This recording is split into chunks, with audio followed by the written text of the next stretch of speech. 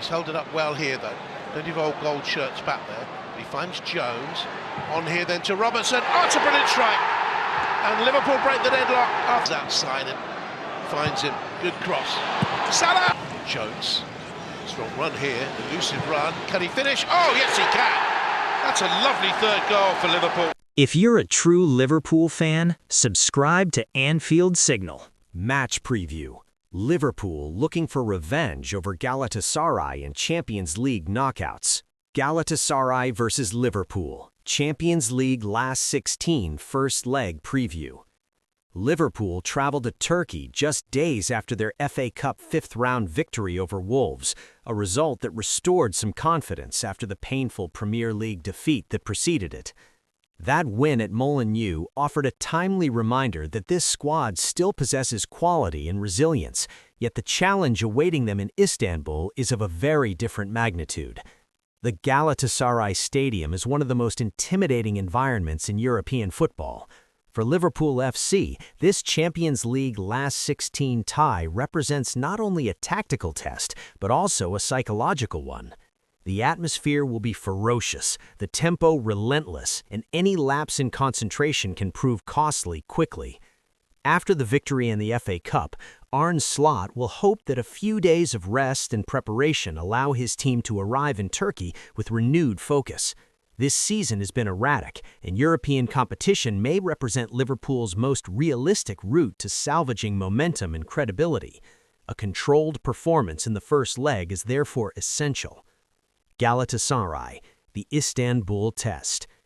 Galatasaray's home form has long been a defining feature of their European campaigns. The Turkish giants thrive in high-pressure environments where the crowd becomes a genuine 12th man. Opponents rarely enjoy comfort in possession, and matches at Rams Park frequently turn into emotionally charged battles. Liverpool will also be mindful that Galatasaray have troubled them before in European competition. Their style is built on intensity, physical duels, and rapid transitions once possession is recovered. They are particularly dangerous when opponents overcommit players forward. This is precisely why Liverpool must avoid the type of open, stretched football that has occasionally undermined them this season. Slot's side has often looked too expansive, leaving the defensive line exposed and forcing Alisson Becker into difficult situations. Against a side that feeds off chaos and atmosphere, that approach would be extremely risky. For Galatasaray, the objective will be clear. Unsettle Liverpool early, attack aggressively, and take a lead into the second leg. Liverpool. Structure before adventure. After Friday's FA Cup victory, rotation now gives way to restoration. Some key players are expected to return to the starting lineup as Liverpool shift their focus toward European competition. Hugo Ekitike should lead the line once again, offering pace and movement through the middle. Behind him, and hopefully to the left, Florian Wirtz is likely to return to the starting side, providing creativity and composure in the attacking phases. Despite his electrifying performance against Wolves, young winger Ryong Amoha will probably begin the match on the bench. His pace and unpredictability could prove invaluable later in the game as an impact substitute once spaces begin to appear. However, the most important adjustment may come in midfield. Liverpool has too often looked vulnerable when committing too many attacking players forward.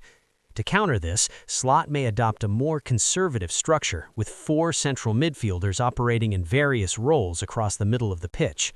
The presence of Alexis McAllister, Ryan Gravenberch, Dominic Szoboszlai, and Curtis Jones could provide the control and defensive stability Liverpool has often lacked this season. This is not a night for cavalier football. The priority must be structure, discipline, and patience. A draw or narrow victory would represent an excellent outcome ahead of the second leg at Anfield. Predicted Liverpool lineup: 4-4-1-1. GK, Alisson Becker. RB, Dominic Szoboszlai. CB, Ibrahima Konate. CB, Virgil van Dijk, captain. LB, Milos Kerkez. RW, Mohamed Salah. CM, Alexis McAllister. CM, Ryan Gravenberch. LW, Florian Wirtz. ACM, Curtis Jones. CF, Hugo Ekitike. Liverpool's season has swung wildly between promise and frustration. The victory against Wolves steadied the ship, but European nights have a way of redefining entire campaigns. In Istanbul, spectacle must give way to discipline. Control the midfield, survive the early storm, and leave Turpey with the tie alive. If Liverpool can achieve that, Anfield may yet provide the stage for something special. Liverpool transfer news as Reds are in talks with former Aston Villa star. The latest Liverpool news and transfer rumors as the Reds are linked with a swoop for a former Aston Villa winger, while a teenage Benfica defender is also on their radar. Liverpool is reportedly in contact with Moussa Diaby over the possibility of the former Aston Villa player moving to Anfield during the summer transfer window. Diaby left Villa to join Al Ittihad in 2024, but German outlet Fußball.Daten says that he could be targeted for a return to the Premier League in the offseason. The winger was in talks with Inter Milan during the January transfer window, but a move did not materialize, and he remains keen on the idea of a return to Europe. Al Ittihad paid $67 million for Diaby 2 years ago, and at 26 years old, the best years of his career should be ahead of him. Liverpool is reportedly one of several Premier League clubs that are in close contact with Diaby's camp ahead of a possible summer swoop. Chelsea and Newcastle are also said to be interested in taking him to England, while Borussia Dortmund and Atletico Madrid are mentioned as possible destinations.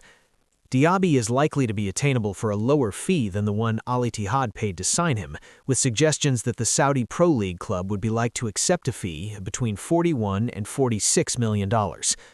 Liverpool is expected to be in the market for a new right-sided forward this summer, and that quest would intensify if Mohamed Salah were to leave the club. Salah is contracted to Liverpool until 2027, having signed a 2-year extension last April, but his form has dipped dramatically this season and he could be sold in the summer. The Egyptian is Liverpool's highest-paid player, earning over $500,000 each week, and has scored just 5 Premier League goals all season. Liverpool is expected to receive interest in Salah from clubs in the Saudi Pro League during the offseason. Meanwhile, Liverpool is said to be in a 9-club battle to sign highly rated Benfica youngster Daniel Benyaki. Team Talk reports that Liverpool, Manchester United, and Arsenal are all keen on the 17-year-old defender.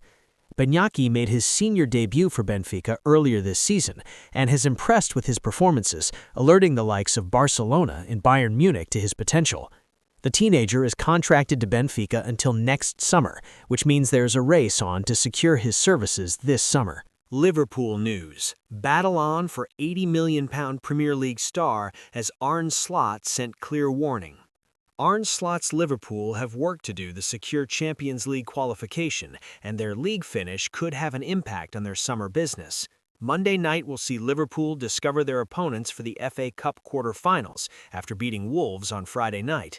Plenty of big hitters remain, though, with Arsenal, Chelsea, and Manchester City all progressing on Saturday.